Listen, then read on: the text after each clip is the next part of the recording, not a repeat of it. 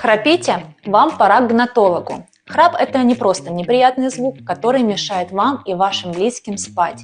Это сигнал о том, что с вашими дыхательными путями что-то не так. В большинстве случаев храп – это предвестник апноэ, опасного состояния, при котором дыхание полностью прекращается на несколько секунд во время сна. Зачастую причиной храпа является неправильное положение челюстей, проблемы с височно-нижнечелюстными суставами и нарушением работы мышц челюстно-лицевой области. Как же может помочь гнатолог с этой проблемой? В процессе лечения, когда мы восстанавливаем соотношение челюстей, тем самым мы можем увеличивать дыхательный просвет, который сужен вследствие спазма мышц поднижнечелюстной области.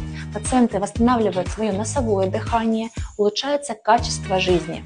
Апноэ – очень опасное состояние, которое может со временем угрожать жизни человека. Поэтому не стоит затягивать с визитом к врачу, чтобы избежать необратимых последствий.